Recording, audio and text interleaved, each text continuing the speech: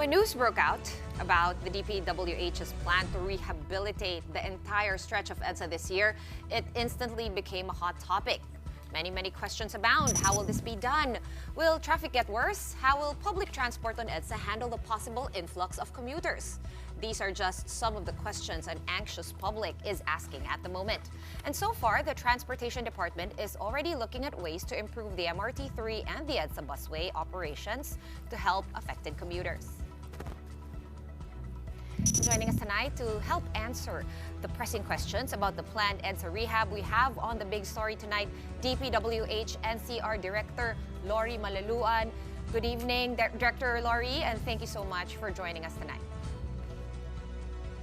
Good evening po sa inyo at sa lahat ng inyong taga-subaybay. Okay.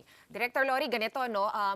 Nagpa-presscon po or kasama siya sa Palace Presscon si Secretary Bonoan. Nagbitaw po siya nitong 2025 EDSA Rehab pero kukunti po yung detalye. Ang alam lang namin is to improve the riding quality of EDSA.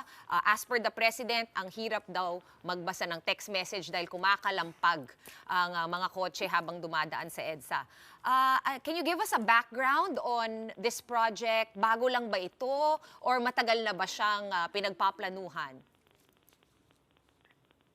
Actually po, talaga pong merong tayong gagawing EDSA rehabilitation na sabi nga po ay ito po ay isang ninanais ng ating Presidente Bongbong Marcos na magkaroon ng magandang riding quality ang kabuuan ng EDSA. At ganoon din po, alam naman natin na sa mga ilang lugar po sa EDSA or ilang sections ay nagkakaroon na rin po ng pagbaha kaya kailangan din po natin ma-repair or ma-upgrade ang mga drainage po dito along EDSA. Ito po ay pinagpaplanuhan po noon pa actually po nagkaroon na po tayo ng ilang pagsasaayos ng EDSA. Kaya nga lang po ay ito ay hindi talaga total rehab. Para more on maintenance lang po ang ginagawa natin sa EDSA. Kaya nga po ito'y long overdue na dahil lang EDSA po ay isa sa ating primary road, especially dito sa Metro Manila. Kaya po magkakaroon na po tayo ng long overdue delayed na rehabilitation na EDSA. Okay, so ano po yung plano? Can you share with us initial plans? Like when is the start date? Isasara po ba yung buong length of it? Hindi naman siguro kaya yon. So kung isa-segment, paano po yung segmenting? Bali po dito sa ating na-approve na General Appropriations Act for 2025, ay magkakaroon po tayo ng rehabilitation ng EDSA sa southbound lane po muna, which is equivalent to 25.9 kilometers. Southbound lane po muna tayo. Kung galing po kayo ng Caloocan, ito po yung papuntang Pasay. Na nagkakahalaga po na around 7.9 billion. Magkakaroon po tayo ng rehabilitation ng konkreto at ganoon din po ang drainage at magkakaroon din po tayo ng asphalt overlay para nga po masiguro yung quality ng riding surface ng EDSA. Okay, gaano katagal po? Isang taon po ba yan mangyayari lahat? And ano po yung pinaplano po natin para hindi naman masyadong maperwisyo yung mga commuter at yung mga nasa sasakyan? Bali, ang actual po na plano namin dito ay supposedly 2 taon. Pero ang sa ngayon po kasi ay nagpre-prepare din po tayo para dun sa ASEAN 2026. Kaya po kami po ay binibigyan ng instruction ng aming secretary na as much as possible, mas substantially complete namin ang project na ito bago mag-ASEAN 2026 po. Talagang marami magre-react dito kasi actually, yun nga, pag sinabing EDSA, patong-patong ang problema, hindi mo alam saan ka magsisimula. Para naman po sa mga commuter, i-improve ba natin yung mga mga walkway, pedestrian lane, yung sidewalk. Meron po bang ganun para hindi lang naman po sa sasakyan ang mga plano? Actually po, ang talagang ano natin dyan, yung riding surface po muna. Pero may mga pagsasaayos din po tayong gagawin sa mga sidewalks. Katulong po natin ang DOTR, ang MMDA at ang ilan pong LGU. Kaya nga po hindi pa rin kami makapagbigay ng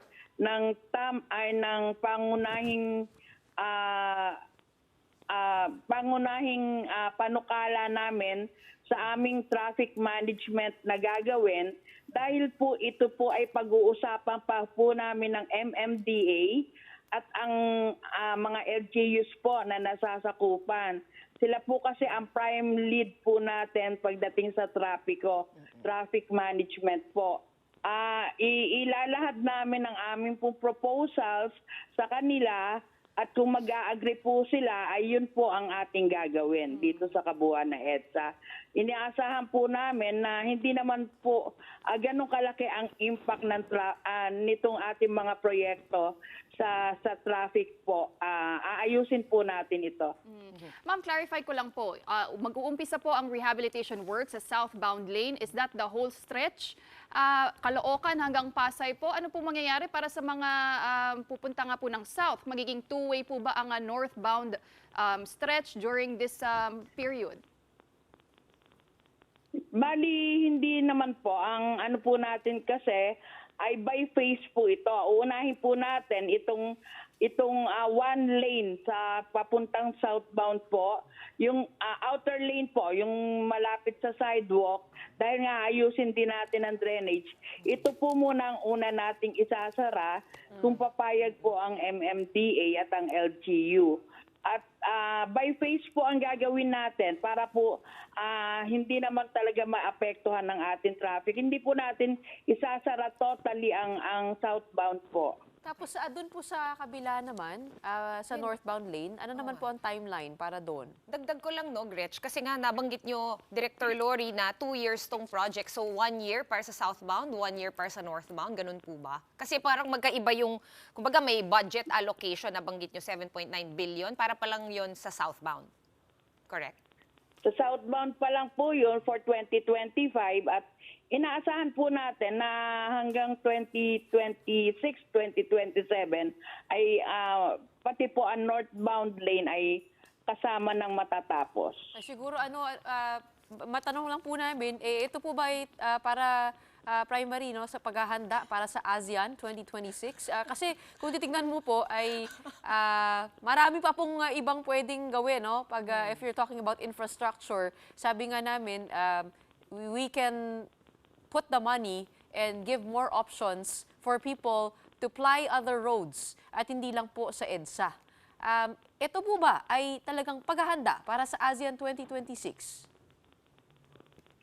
Bali po itong rehabilitation ng EDSA po ay nauna nang naplano po bago ang Asian 2026. Kaya nga lang po, dahil nga po meron tayong Asian 2026 ay inaasahan po namin na kasama po itong EDSA sa maiaayos po natin bago magsimula ang 2026. Tama. Sa ngayon po ay may mga tinitignan din po kami ng mga proyekto na pinopose po namin para dito sa ASEAN 2026. Especially po yung mga talagang mga magagamit na venue at dadaanan ng mga daan papunta po sa mga venue at saka sa mga hotels po na gagamitin ng lahat ng participants sa sige, Asian 2026. Tama kayo dyan, no, Director Lori, kasi nga, no, hindi naman talaga tayo dapat yung magiging host ng ASEAN 2026. Kaya lang nagbotohan at naging tayo na lang yung sumalo kasi ayaw daw nila yung isang bansa. But anyway, last year, no, a few times namin nakausap si Secretary Bonoan about yung Guadalupe rehab na pending na rin daw for over a decade, I believe. So, kasama na rin po ba yun sa rehab? Or is that a whole different topic? Kasi last year pinag-uusapan natin is pag isasara yung Guadalupe stretch, yung traffic, yung mga commuters, andun pa yung MRT, anong magyayari. So, de-defer po ba yun? Or isasama-sama na to lahat? Bali, alam ko po kasi under foreign funding po yung Guadalupe Bridge natin at ang may hawak po nun ay yung aming Unified Project Management Office. ito po ay uumpisahan na dahil nga isasabay po sa rehab ng EDSA. Alam niyo po, hindi lang naman yung roads ang ire-rehab natin. Kahit po ngayon, sa 2025, may kasama pa rin pong 12 tulay na ire-retrofit po. Ito po yung in preparation sa Big One, yung 10 tulay po na magkakaroon ng major repairs. At may isa rin pong widening ng isang tulay, yung sa Cloverleaf, sa Balintawak area po natin. Kaya marami po talagang gawain ang mangyayari dito sa EDSA ngayong 2025. Well, ma'am, sinabi niyo na nga po, no, bilyon po ang ilalaan sa rehabilitasyon ng EDSA. Pero ang tanong po, mas okay na po ba yung mga materyales na gagamitin sa pag-rehabilitate ng stretch nitong thoroughfare? Kasi alam naman natin na yun nga, yung issue ng EDSA is maraming lubak-lubak, mga potholes. So in terms of materials, mas maganda na ba yung gagamitin para mas matagal bago kailangan ito ulit ayusin? Yan po ang isa naming sisiguraduhin sa pagre-rehab po ng EDSA. Kaya po may mga inintroduce tayo na mga bagong methodology po para po maisaayos natin mabuti ang EDSA at ma-ensure po ang quality na to. At bidding din po ba to? I-bid out pa yung project? At if ever po, yes, anong stage na po tayo? Opo, ibibid na po. Doon po sa ating mga retrofitting ng tulay ay naibid na po natin ito using the early procurement at inaasahan po na ito'y mag-uumpisa na ngayong Pebrero. Ito pong ating mga roads ay kasalukuyan pong ini-schedule for bidding at inaasahan po natin ito na early part ng March po ay makakapag-umpisa tayo. Director, yung nabanggit po ninyo na pag-rehabilitate dun sa drainage system ng EDSA, ay yan po ba ay parte ng flood control master plan? Kasi nabanggit po sa amin ni Secretary Bonoan na wala tayong master plan. Merong mga maliliit na plano pero yung master plan non-existing. So napag-usapan niyo na po ba? Meron na po ba tayong ganon? At yung drainage, ano pong binabalak niyo po doon? Actually po, pag pinag-usapan natin yung talagang drainage master plan, tama po si Secretary, wala pa po. Kaya po nagsusumikap yung ating mga local government unit po na tapusin yung kanya-kanyang drainage master plan para po ma-integrate natin sa overall master plan po ng ating mga pangunahing daan. Alam naman po natin itong drainage po ng mga local government, yung mga inner roads po, ay usually naka-attach din po yan sa ating mga drainage sa national roads. Hindi po ba mas maganda na antayin po natin yung master plan bago tayo kumilos doon sa pagbabago ng drainage? Kasi para isang beses na lang, one time, big time na hassle. Bali, ito naman pong sa EDSA po ay along national road naman po ito. Kaya palagay ko po ay pinag-aralan po namin ito para maisaayos nga po itong EDSA. Speaking of, one last clarification about the drainage. Kasi nabanggit rin, bigla akong naalala ni Secretary Bonoan na natanggal na daw po sa DPWH yung, kumbaga, yung drainage, maintenance at flood control sa Metro Manila. At ngayon po, kasalukuyan ay nasa ilalim na po siya ng MMDA. So, is it that just you coordinate with the MMDA? Opo, lahat po ito ay kino-coordinate natin sa MMDA, tulad din po nung traffic management plan natin. When it comes po sa flood control, especially po yung flood control within Metro Manila po, ay pinag-uusapan po palagi namin ng Metro Manila Development Authority yan. Director, medyo malaki-laking proyekto. Sana maisaalang-alang po natin yung kapakanan din ng mga commuter at ang mga naglalakad doon sa kahabaan ng EDSA.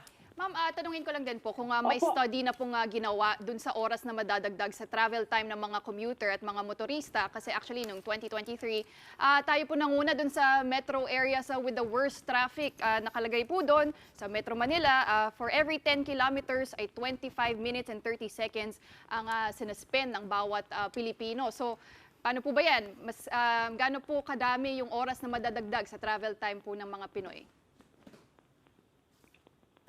Inaasahan po natin na habang ginagawa po natin ay talaga magkakaroon ng konting pagsikip ang EDSA at magkakaroon po ng kadagdagang oras sa traffic. Pero meron po naman tayong mabuhay lane at ganoon din po, may mga tulad ng may NLEX, SLEX connector po tayo, may Skyway po ngayon tayo na alam po natin na mas makakatulong na po. Hindi po katulad noon na talagang ang main thoroughfare lang po natin ay ang EDSA.